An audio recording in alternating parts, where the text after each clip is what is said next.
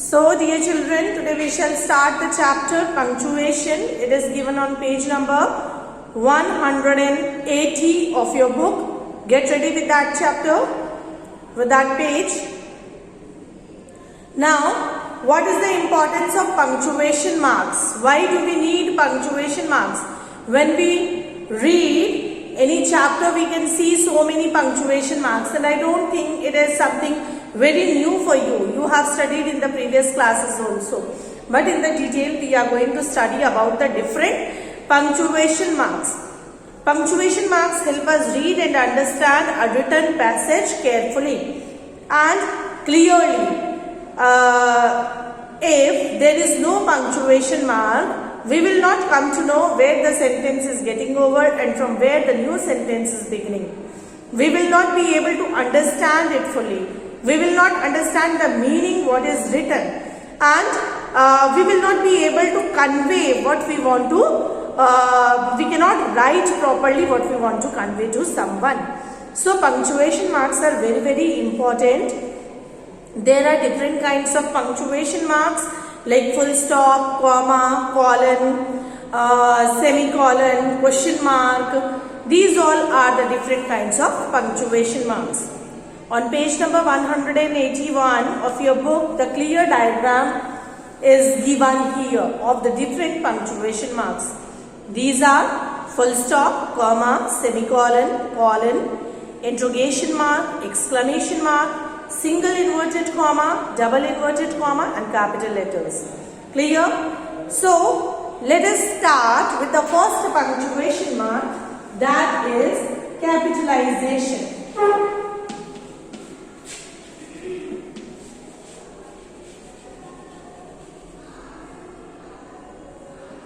That is capitalization. Capitalization means starting a word with a capital letter. A sentence, you know that each and every sentence is beginning with a capital letter. Clear? Whenever we write a new sentence, it should begin with capital letter. And all the proper nouns, whether it comes in the beginning of the sentence or it comes in between the sentence, it should always be written in the capital letter. Writing a sentence begins with a capital letter, proper nouns also begins with a capital letter, and this is called capitalization. The second punctuation mark is full stop. Full stop. And this is the sign of full stop, putting dot. Clear? This is the sign of full stop. The full stop represents the longest pause when we read any passage. If there is a full stop, we should take the longest pause. Clear? We write when the sentence is complete. At the end of an assertive sentence or declarative sentence, we put the full stop, and also for the imperative sentences also we put full stop at the end of the sentence. For example, Amit is a skilled mechanic. It's an assertive sentence, so there is full stop at the end.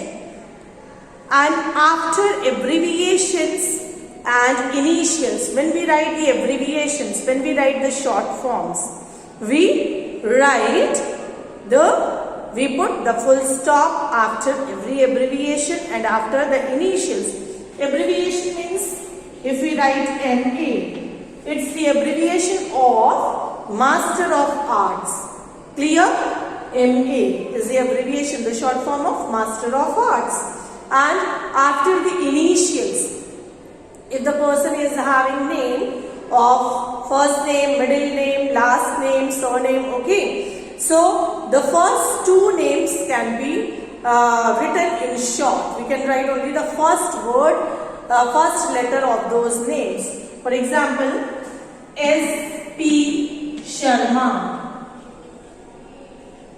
S.P. Sharma. This is called the initial. Clear? After the initials, we put full stop. And these initials are always written in the capital letters. So the use of full stop is clear. I hope you understood. First we use it after assertive or imperative sentences. Then we use full stop after the abbreviation or the initials. Now, another important thing to remember, but when the abbreviation ends with the final letter of the full word, we prefer to omit the full stop. For example, if we write doctor, and when we write this is the short form, isn't it? Abbreviation for doctor. When we write it in the full form, doctor, you can see here the last letters are same in the full form as well as in the short form. In the abbreviation, when the abbreviation is ending with the same last letter of the full form, we omit, we avoid putting full stop after the abbreviation. Clear? Always remember, that is why nowadays when you see your book, read your book, you can see Mr. and Mrs. after Mr. and Mrs. there is no full stop given, isn't it? This is the reason, that is why it is omitted. When the abbreviation is ending where the last letter of the abbreviation and the full form is same, in that case in the abbreviation we just avoid putting full stop. The next punctuation mark is comma, and this is the sign of comma. This is the sign of comma. A comma indicates the shortest pause. It is the shortest pause. And let's see the uses of comma to separate 3 or more words of the same part of speech. If we are writing nouns, we are writing 3-4 nouns together as the list, or the verbs or the adjectives, we separate the similar type of words by putting comma in between. Clear? Let's see. The example, I want to buy some cakes, pastries, sandwiches and some biscuits. Here cakes, pastries, sandwiches, biscuits, all these are the nouns. And how they are separated? By putting comma. And when we read it, we need to pause for a while. This is the shortest pause. I want to buy some cake, pastries, sandwiches and biscuits. Clear? We have to take a pause for a while. This is the shortest pause. And full stop is the longest pause. Comma is the shortest pause. The second use is to mark off phrases in apposition. Now, what is apposition? First of all, you should understand. 2 words or phrases referring to the same thing placed in a sentence without any connecting word is known as apposition. 2 words or phrases in the same referring to the same thing. Any 2 words or 2 phrases which are referring to the same thing placed in a sentence without any connecting word. This is called apposition. And to mark off these phrases in apposition, to separate them, we use comma. Let's see the example. Mahatma Gandhi, the father of the nation, preached non-violence. In this sentence you can see Mahatma Gandhi, the father of the nation. These are the 2 phrases which are referring to the same person. Mahatma Gandhi and father of the nation. When we use these 2 phrases, it means we are indicating to one person, the same person. So these kind of phrases are separated by using comma because they are not connected by any conjunction here. Clear? Or any other connecting word. Now the third use is to separate words, phrases or clauses in a sentence. When there are the phrases and clauses given together in a sentence, where more than one phrase, more than one clause, we separate them by using commas. Let's see example. The police did not, however, succeeded in punishing him.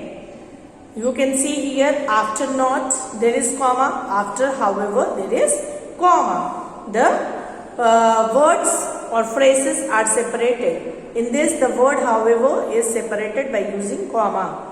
Now the second you can see, he is after all a very intelligent boy. He is after all, these are the phrases separated by using comma. The next is to avoid the repetition of a verb. When we don't want to repeat a verb again and again, when we want to avoid repeating verbs, we can use the comma. Let's see the example. Richa is an engineer and Rishi a technician. We did not say second time Rishi is a technician. Clear? We have avoided repeating this word again. Instead that we have used comma. Richa is an engineer and Rishi a technician. Clear? The next is to separate the subordinate clause of any kind that comes before the principal clause. When the subordinate clause, I have already taught you about the clauses. One is the subordinate clause, another one is the principal clause or the main clause. When subordinate clause is coming in the beginning, followed by the main clause, in that case, after the subordinating clause, we put comma. We separate the subordinate clause and the main clause using comma. So these were the different uses of comma. Now, the next punctuation mark is semicolon. The next punctuation mark is semicolon, and this is the sign of semicolon. One dot and below that one comma. This is the sign of semicolon.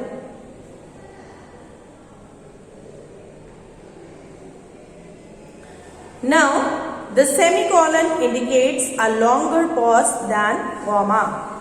This pause, wherever there is semicolon, we take a pause. Clear? And this pause is longer than comma. We studied full stop is the longest pause. We studied comma is the shortest pause.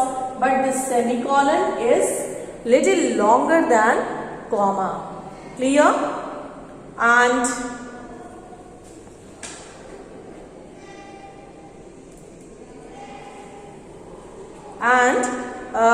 let us see their uses on page number 184. I hope you all are paying attention.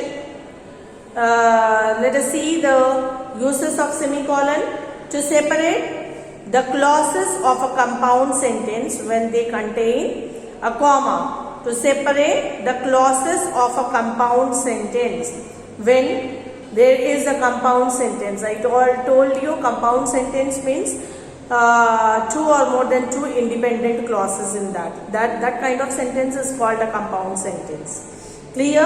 And to separate the clauses of a compound sentence when they contain comma. In that case, we use semicolon. Let's see. The sweet, melodious music came to a close and there was thunderous applause. The first clause is sweet, melodious music came to a close. And the second clause is there was thunderous applause. You can see both of them are the main clauses. Clear?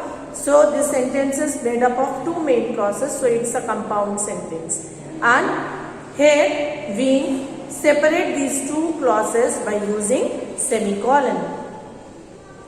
Now the next use is to separate sentences which are closely connected in thoughts, where a full stop would denote a much longer break. To separate sentences which are closely connected in thoughts, two thoughts which are very closely connected in thoughts, but if we will put full stop there, it will indicate the longest pause. So to avoid that longest pause, we use this semicolon. For example, reading makes a full man, conference a ready man, writing an exact man. Now see, these are the clauses Please, these are the thoughts which are connected closely to each other. The similar kind of thoughts. Clear? So if we put full stop there, it will indicate the longest pause and there will be the breakup of the sentence. So to avoid that, we can use the semicolon. Clear? So I hope these 4 kinds of clauses are clear to everyone.